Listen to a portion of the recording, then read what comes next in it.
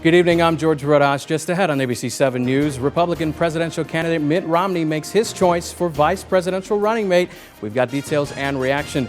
President Obama is back home in Chicago for a series of fundraisers. The nation's largest African-American parade steps off in Chicago, and a rough day on the lake, but a beautiful summer day everywhere else. Phil has the forecast next on ABC 7 News.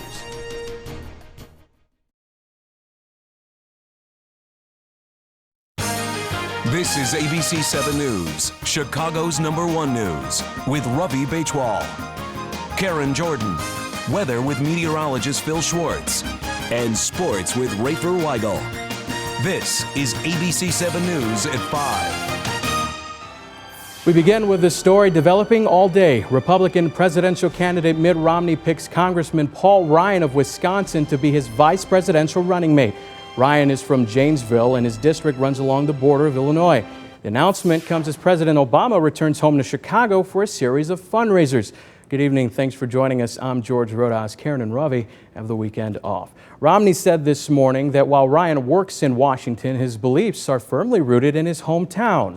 Paul is in public life for all the right reasons, not to advance his personal ambition, but to advance the ideals of freedom and justice.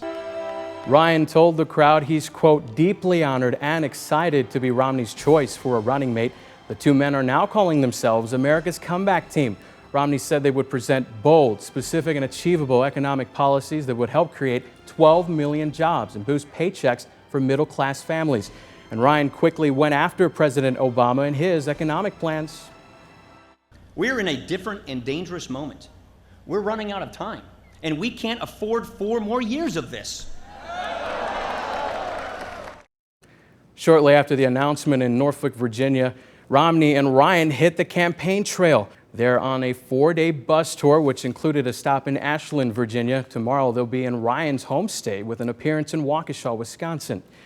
President Obama arrived back home in Chicago late this afternoon. He's here for a series of fundraisers. Mitt Romney's choice of Paul Ryan is sure to be a major talking point.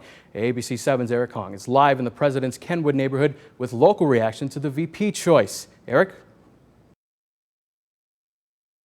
About all your medical conditions and medications and ask if your heart is healthy enough. President Obama arrived at O'Hare this afternoon and immediately met with advisors.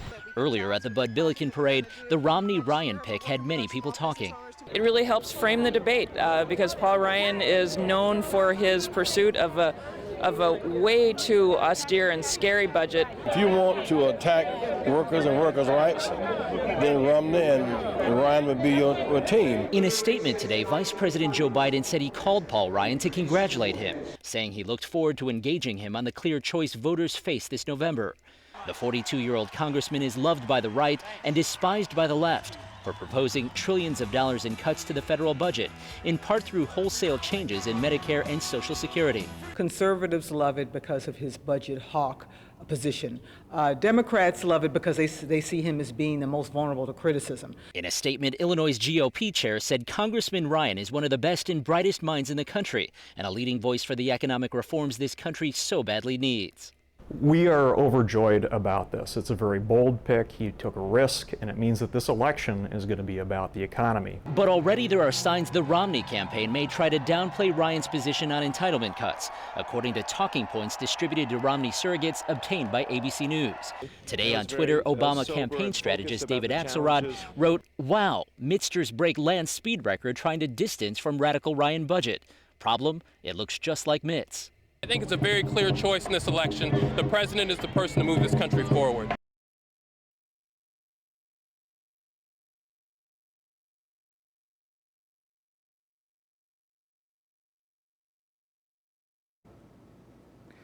Thanks, Eric. Paul Ryan grew up in Janesville, Wisconsin, and still lives down the block from where he spent his boyhood. His congressional district runs from the shores of Lake Michigan through farm country south of Madison. It includes Racine and Kenosha. ABC 7's Evelyn Holmes is in Janesville with hometown reaction. It's official. Congressman Paul Ryan of the battleground state of Wisconsin is the Republican vice presidential choice, and many in the lawmaker's hometown of Janesville couldn't be happier. It is more exciting to have something like that going on where we live. First elected to Congress at the age of 28, Ryan is a 7-term representative. I guess it's cool just, somebody from Wisconsin is up for the election, now. From what I've seen, a very active, intelligent man that really wants to change the country here. Known as a fitness buff and an avid deer hunter, Paul Ryan is a 42-year-old married father of 3 and Catholic, who many here see as a native son who made good. I think he's a fair man, and I know as a person, I know he's a very kind man, and just kind of a normal person.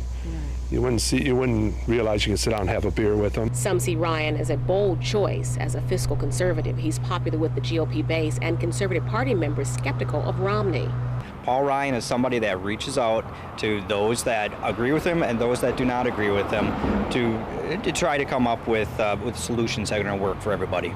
Ryan is the chairman of the House Budget Committee. He's known for his efforts to revamp Medicare into a voucher system and stringent budget cuts. Democrats say that makes him a liability.